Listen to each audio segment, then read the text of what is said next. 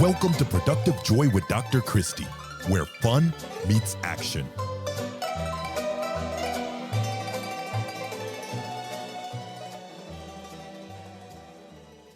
Hi, friends. Welcome to Productive Joy. Oh, you are in for a treat today, and I am so excited to introduce you to my new friend. But before I do me a favor and start following this podcast. It is super important that you get notifications when brilliant people like Amy join us, but you won't know if you don't follow. So do me that favor. It'll make a huge difference. And I am so excited to introduce you to my new friend, Amy Kemp. So Amy is a lot of things. Amy is a mom of 3. She is a lover of pickleball. She is a sports nut, both to watch and to play. As a matter of fact, she played college basketball, which is pretty cool, for a legend. Maybe she'll tell us a little bit about that. She loves to travel a whole lot and is getting ready to go to the Galapagos. And she's a thought habit coach who believes that you should do less and be more. So Amy, welcome to Productive Joy. Thank you so much for having me. Yeah, this is going to be fun. I have no doubt. So here's the reality is that you have about 30 seconds to grab people's attention before they go do something else. So what would you say in 30 seconds or less that would get people to be like, oh my gosh, I've got to listen to this one? Absolutely. I would say the core message that my work revolves around is that you can't outwork your thought habits. And the reason I know that to be true is that if you could, you already would have, because the person who's listening to this probably isn't lacking in work ethic or drive or motivation. And yet you get to a place where I can't work any more hours. I don't want to work any more hours. I can't work any harder, but I still want more influence, impact, or income. And so then what? Then what do I do? Influence, impact, or income. Yeah, I would completely agree that it's one of those 3 things, right? That we're all seeking. Okay, first of all, yes. Okay, now everybody's leaned in and you've got our attention. Amy, tell us a little bit about you. You can start as early as you want that has taken you to the point where you're now helping people figure out how to make those 3 things what they want it to be. Yes. Don't you find that you land somewhere on accident so many 100%. times in your world? And then you look back, though. I actually am reading this interesting book right now, and it was saying that there's no Native American word for linear. And they have no expectation that life will be linear or that you will progress in an orderly way through your life, but that it will be a winding road, which I just found to be really interesting that like even the language doesn't support the idea that that's realistic. Yeah. So my path was winding. My original career was as a high school English teacher, which I And I was a high school teacher too. You were? Oh, Yeah. awesome. I taught the science, but I wanted Okay. English. So does that count for anything? Okay, I'm sorry I interrupted. Go ahead. No, it's all good. So I taught for only 5 years, and then I moved on to a career in sales where I worked for over 20 years and ended up leading a huge organization. And really, my work at that point was in the development of people and leaders and teaching and coaching people in that capacity. Then I accidentally started another business, and I kept having a conversation with women that I knew. And these were women who were fairly accomplished. They had done some things. They were in certain roles at their work, or, they were leading things, organizations, businesses, nonprofits. And there was just a similarity in their experience. There was a loneliness, there was an isolation, there was an exhaustion, at just the balance of a high octane career life, and then also being deeply committed at home.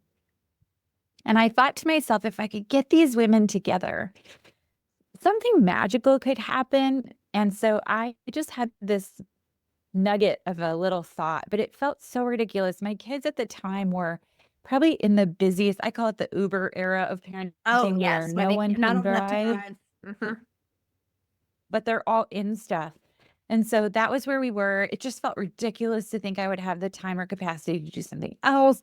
But I went out to Salt Lake City. I was speaking out there at an event, and I had a business coach I'd worked with years before who we had stayed in touch. We were good friends. And so he picked me up from the airport and we had dinner. And I said, I just have this constant feeling I'm supposed to get these women together. And he said, I think you really need to take action.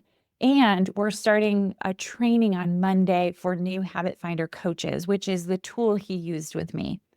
To back up a little bit, when I had worked with him about 8 years before then, when I worked with him, we'll just say the size of my business doubled. And it was the most impactful work that I had done. So my belief in the tool, the habit finder, and then the curriculum that goes along with it was grounded in a very personal experience and like belief. And so it was so crazy because I never thought about being a coach. I wasn't trying to become a coach. There was no long-term strategic plan, but when he said that, it just felt right. Yeah. And yes. So that was a Thursday. Monday, I started the training, went through an extensive training process to be able to use this assessment tool and curriculum, and then started my first groups of women about 2 months later in the midst of the training even. And I am now 8 years into this business being my full-time work. So it was a very significant transition, but also this work I get to do now feels very sacred, very important to the people I serve. Yeah. Well, and I can tell you're passionate about it. And so I'm not at all surprised that we have the teaching in common, because I think great coaches have to be great teachers. There has to be an element of, I'm not the one that needs to walk away with this information, you are, and how do I impart my knowledge onto you, versus talking at people or telling them things, because that's not how great coaches operate. And you said you were coached by a great coach in college. So let's back up just a little further. Tell us a little bit about that, because you played college basketball for somebody that was an excellent coach. So I think really you've been bred for this your whole existence. But what do I know? I had so many great coaches. I had a really great high school coach too. I'm so grateful. In fact, it was really fun. I was doing a book interview and I didn't know, but my mom invited her. I haven't seen her in over 20 years. And my high school coach came walking in, and in front of everyone, I just stopped. I was like, Coach Kemper, like I yelled out her name. You know what I mean? It was so funny. She was so embarrassed. But I would say what I love about coaching, working and I think development of people is like the connecting tissue of being a teacher and a coach. What really always has lit me on fire is like, one, seeing the potential in someone and understanding, oh, underneath all of this, there's like greatness in this very unique way. And then helping them to see it and use it to serve the world. Yeah. So as far as the sports go, I think what I learned from that experience, and I'm actually serving on the board at the school I went to right now. So I get to see my coach a lot. I'm going next weekend to like an alumni event for her players. What I appreciate about her, one, was that she attracted a high level person and her expectations were not low. I mean, there was no messing around. And yet there was a lot of fun, a lot of laughter, a lot of camaraderie, a lot of like sharing that experience connected people together. And she provided that. But also it was hard. I mean, there were moments of great self-doubt. There were moments of great challenge. Can I do this internally that you work through when you're in the space of a really great leader? So I felt deeply challenged and elevated by the experience, but I kind of relish that. Yeah. Kind of love that. So well, it takes a certain kind of person, right? And clearly you are that kind of person, that you want to be pushed, you want to meet those high expectations. But what I heard was that she specifically brought fun and high expectations together, and you were able to reach those high expectations because you were having fun together in the process. And I think there's something kind of magical about that. So I'm going to ask you my favorite question now, because I think it leads nicely into this. My favorite question is, if you had to describe productive joy, how would you describe that? What is productive joy? Yeah, I think productive joy is when you are using your unique genius to serve the world. I describe this in my book. There's a I work with people from a huge variety of faith backgrounds. So I'm always like careful about how I word it because I want to make sure it's accessible to everyone. Mm-hmm. But there are some things that all of them agree on. And this ties into your question Yeah. of productive joy because so there are 5 things that they always agree on. One is that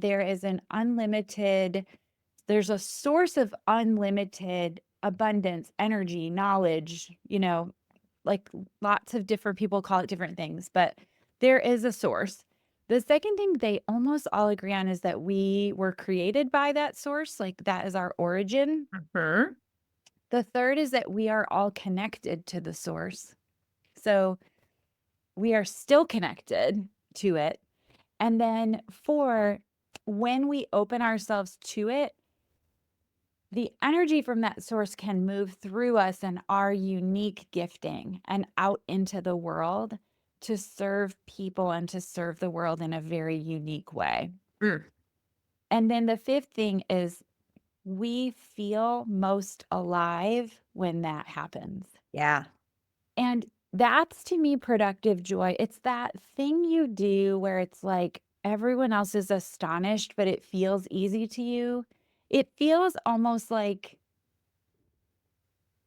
how do I describe it? Like you're just letting it happen through you. Yeah. I know exactly what you're talking about. I can feel it, right? Like Yeah. that is a beautiful description. And I love how inclusive it is because you're right. There are some things that, regardless of religion or background or whatever, that we all kind of agree on. Yeah. What I appreciated most about that definition is that we feel most alive when it happens. Oh. I think. And you know what else? When we see it happen outside of us, like when we see it in someone else, we are just drawn to that thing. Yeah. It's like magnetic. It's like this, and it doesn't matter what the person is doing. I've seen it happen. In fact, I tell this story in the book too. It's a really cool story about, I was leading a workshop for a construction company. And if you can't see me, I don't look like someone who would work with a construction company really. But I love this company so much. And so I had the foreman up in front of the room to start the program. And the room is full of like 30 guys who they don't really want to be there. I mean, they're kind Right. of leaning back, like, and they're not really engaged. And there's a lot of just rustling about and, Sure. And this cute little thing's going to teach me something. Yeah. Right. Totally.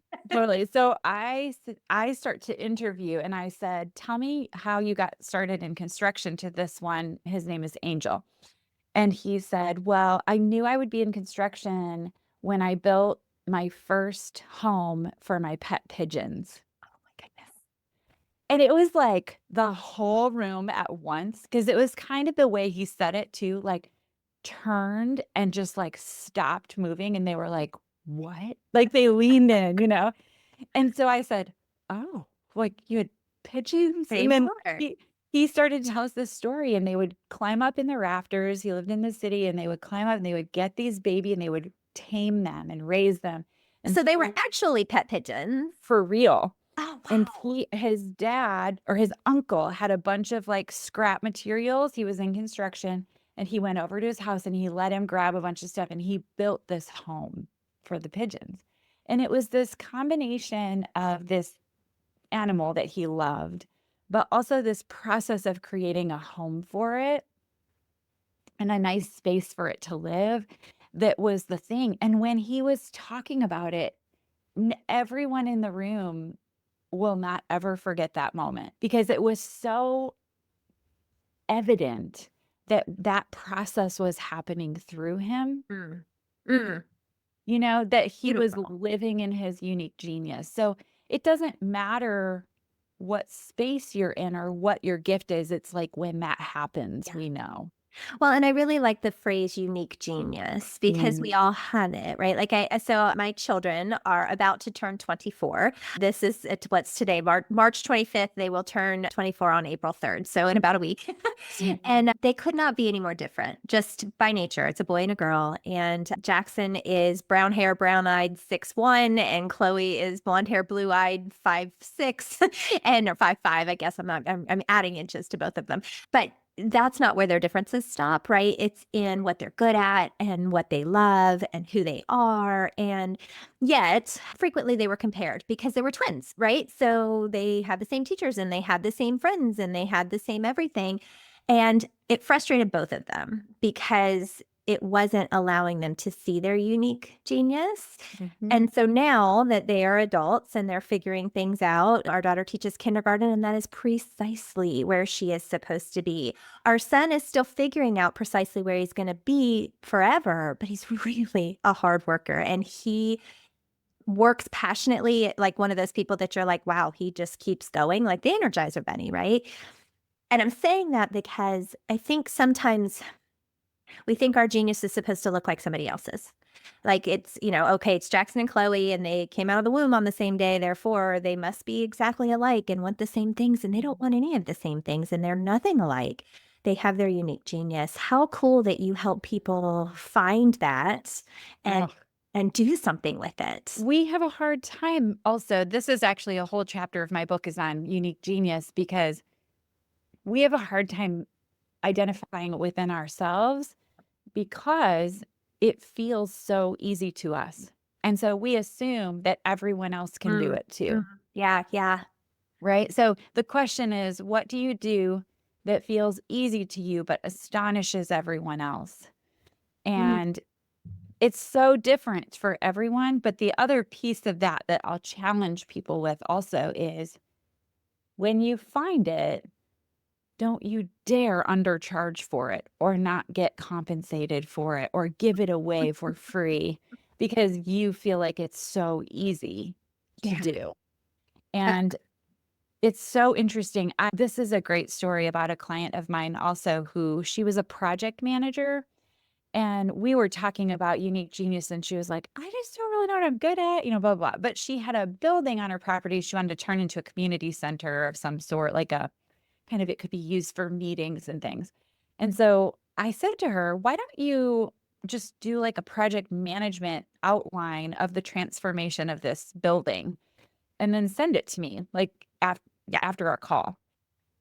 So we hang up like 30 minutes later, I get this picture of a poster board, and it's got about 40 Post-it notes on it, all different colors, color coordinated. And it says at the top, barn that looks like a crack house.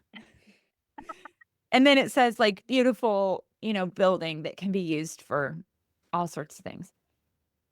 And then there's 40 steps that she's outlined to get there. And so I was like, do you know that's not normal? Like, do you know most people could not in 30 minutes do not in 2 days do that. Yeah, right. But to her, she said, oh, well, what do you mean they couldn't do that? You just like write out the process like a project. And I was like, no, like that's not, you can't do that. And so it's that thing, right? It's like this thing where people are like, what? How did you just do that? And you just think, well, that's so dumb. That's so easy. And so that's it's actually a gift to be able to see it in other people and to give them words for it too, right? To be able to see what they're good at. So that's part of what you do. But why don't you so if I were to come to you and say, Amy, I need your help. I don't know what my unique genius is and I don't know where I'm headed. What are some things that you could do with me and for me so that I can figure some of those things out? Oh, so much. So before I'm looking at like external, what you should do, what you're good at, those types of things, I'm most interested in what's happening inside of you. And what is holding you back from moving forward from where you are. So what I always do with everyone who comes my way is first have them take the Habit Finder. It's a free assessment tool. So it's like easy. The Habit Finder is not about habits like brushing your teeth or getting up at a certain time or anything like that. This is a tool that measures your subconscious habits of thinking. So we have a conscious mind and then we have a subconscious mind. 80% of what's happening in our brains is happening at a subconscious level. And so we're unaware, but it's all sort of swimming under the surface. These habits of thinking, while we aren't aware of them, are impacting the way I meet you when I show up and say, "Hi, my name is Amy." They're impacting the way I see a task through from start to finish. They're impacting my ability to manage conflict and to have hard conversations. They're impacting so many things, my ability to dream about the future. I want to know like what's happening under the surface and where are your risks? Because our brains, once you get into a groove, just repeats. It gets deeper and deeper and deeper. And so the habits of thinking that are measured aren't your strengths or weaknesses. It's not a personality. It's not any of that. This is where I have a risk of falling into this habit of thinking. Nice. Now, the reason that's important is it's a little bit like the kids game Chutes and Ladders. I get myself in a certain situation, I'm going to slide right down that slide of that old habit of thinking because that's the well-worn groove in my brain. Yeah. A lot of those grooves are there because they helped us survive. And yet we don't need them anymore to survive, and we're still employing them, and they're actually now harming us and doing damage or holding us back. So this is a tangential but important question. So I know I can visualize it. I see it. I have them. I know where my slides are. Speaking about back to my kids, right? At 24, how ingrained are those shoots?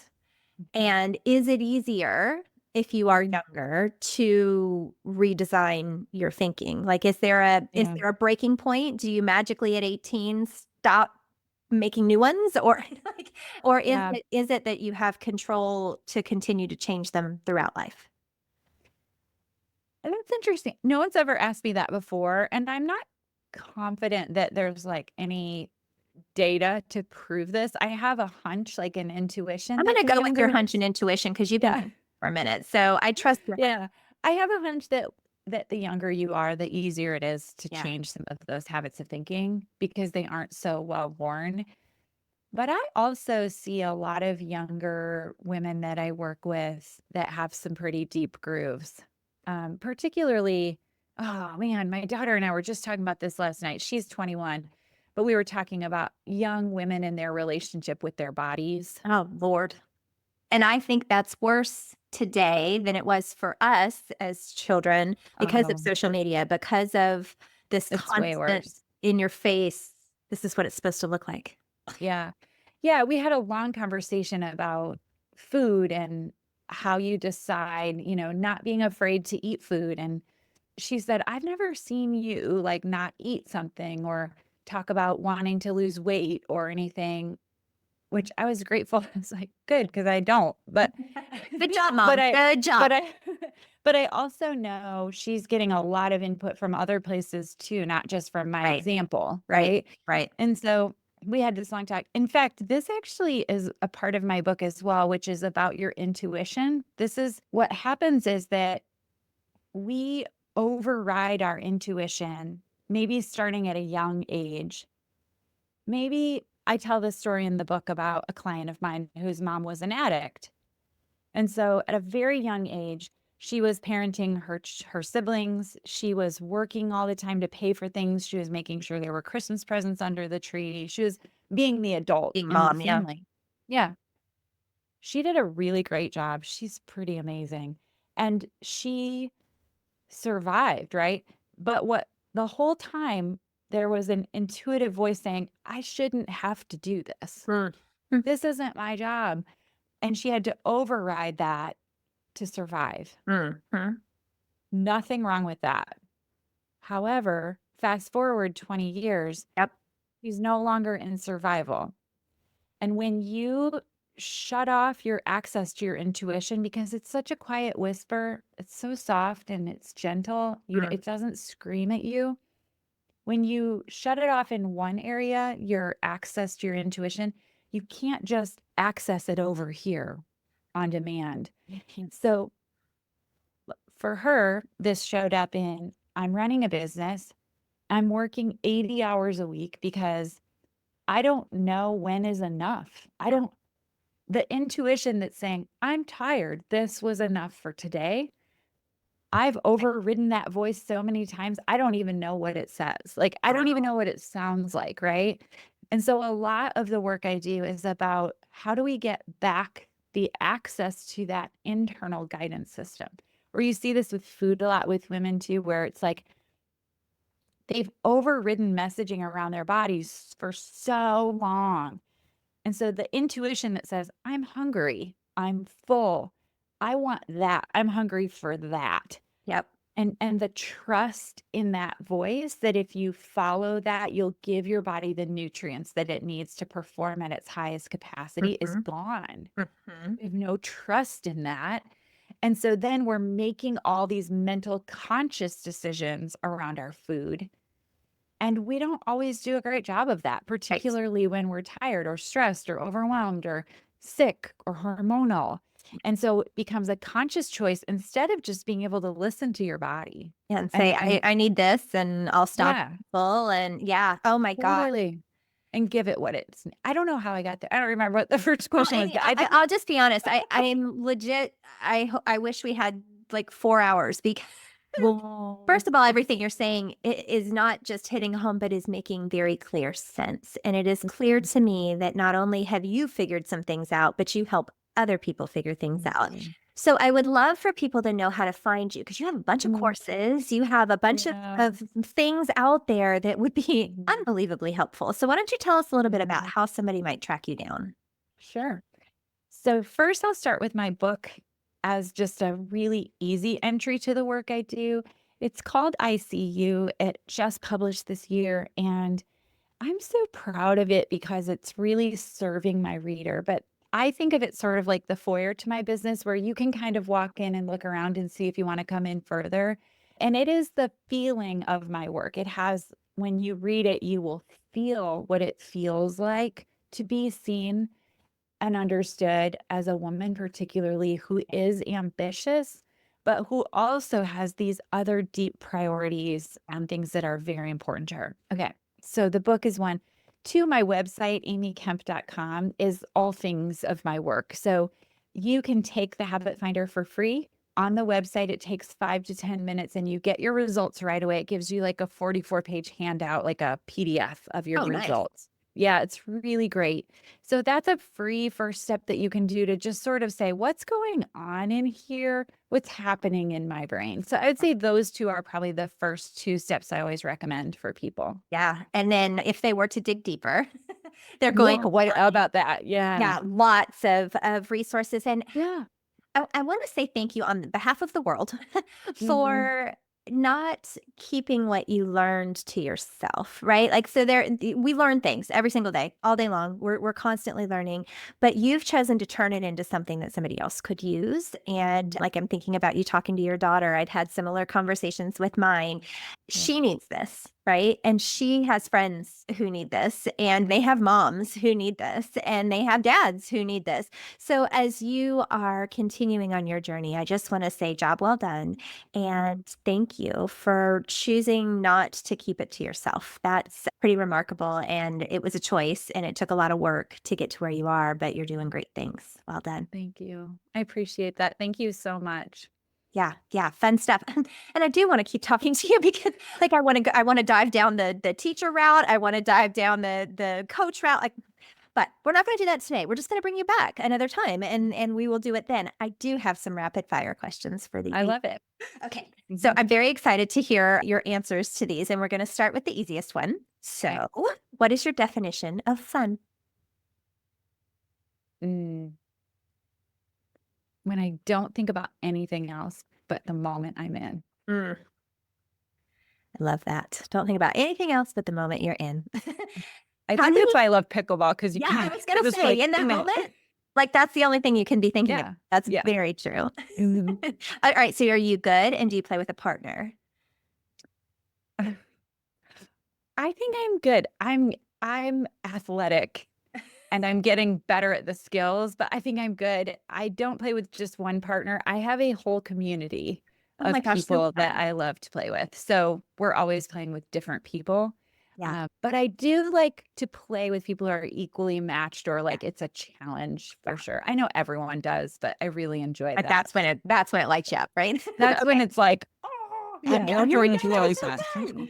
Yeah, pickleball can bring out the best and the worst in people. During the pandemic, my husband and I played a lot with another couple, and Okay. I don't think any of us realized how competitive we were. So we started playing pickleball together, and I am a hardcore go like, oh no, no, no, we will win. My husband is very similar, and her husband is similar, but she didn't care so much, my friend. And so her husband would get really frustrated with the fact that she was like, I didn't get that one. Well, maybe, just maybe, my husband might have thrown his racket all the way over across the fence to the other side at one point. And in the moment that ended our pickleball career to date, Yeah. we were playing mixed couples. So Jason, my husband and I were together and they were on the other side of the net. And we hit one right in the middle, which should have been hers, but he wasn't fully sure that she would get it. And he took her out. I mean, like full body slam into her. And she looked at him from the ground and she said, "We are all done now." No more. No, no more. And that was the end? That was the end of us all playing together Oh, because it that's just so got funny. fully out of control. She just had enough. This is Well, I love a woman who knows her boundary, yes, right? Like, and she did. Yes, it was one of those Yeah. moments we were really quiet walking back to the car. uh-huh, uh-huh. It was, yeah, but I understand the pickleball. I fully do. Okay, sorry. Rapid fire, Christy. Rapid Yeah, fire. yep. How do you know that you are showing up as your authentic self? Mm. By the way my body feels, if I feel aligned, present, able to focus on other people. Wow, that's good. I Mhm. like that. Okay. How do you channel your best self on your worst days? Sometimes I just go to bed. Sometimes it's like that just wasn't I just didn't win that day. Yeah. So that's if it's later in the day. My mom would always say, just shut the door to your office and go to bed. Like, just Yeah, just be done. yeah. But also I do think it's this perspective that it is just one day, kind of going higher, like getting a broader perspective that like you don't win all the matches, but you can win in the long run. Yeah. I'm not really like a good short-term sprinter. I'm like a marathoner. So I'm good at like the long, big picture win. Yeah. And then those little things don't matter as much because there's so much Correct. to do. I like that. That's good. One step. All right. This is going to be really hard, friend, because darn it if you haven't said some really good things. I'm looking at my notes going, holy crap. Yeah, there's a lot there. Mm, So by nature, and you know how the brain works, so you understand this, people will latch on to one thing, right? They really can't remember everything that we said in the last 30 minutes. And you said so many great things. But if you had to leave everybody with one thing, what's the one thing you want them to walk away with today? yeah.